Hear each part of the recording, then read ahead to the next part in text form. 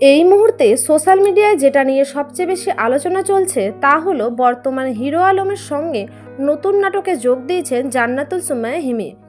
Viral হওয়া একাধিক ছবি আর পোস্ট দেখে অনেকে নিশ্চিত হয়ে গেছেন নাটকের কাজ নাকি ইতিমধ্যে শুরু হয়ে গেছে।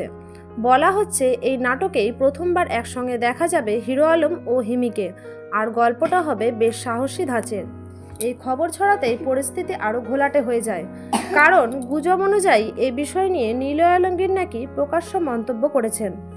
সোশ্যাল মিডিয়ায় দাবি করা হচ্ছে তিনি নাকি হিমিকে নিয়ে খুবই আপত্তিজনক কথা বলেছেন এবং বলেছেন যে এই মেয়ে নাকি টাকার জন্য সবকিছু করতে পারে। এমন কথাবার্তা মুহূর্তের মধ্যে ভাইরাল হয়ে যায়। অনেকে ক্ষুব্ধ হন, আবার অনেকে বিশ্বাস করে ফেলেন এই দাবি। কিছু পেজ তো এমনভাবে উপস্থাপন করেছে যেন এই মন্তব্য একদম নিশ্চিত এবং এই নাটক খুব শিগগিরই টিভি কিংবা ইউটিউবে আসছে। কিন্তু এখন আসল কথাটা জানা দরকার। খোঁজ নিয়ে জানা গেছে হিরো আলম ও জান্নাতুল সুমাইয়া হিমির এমন কোনো নতুন নাটক এখনও অফিসিয়ালি ঘোষণা হয়নি। নিলয় আলমগীরের নামে যে মন্তব্য ছড়ানো হয়েছে সেটারও কোনো প্রমাণ নেই। ধন্যবাদ।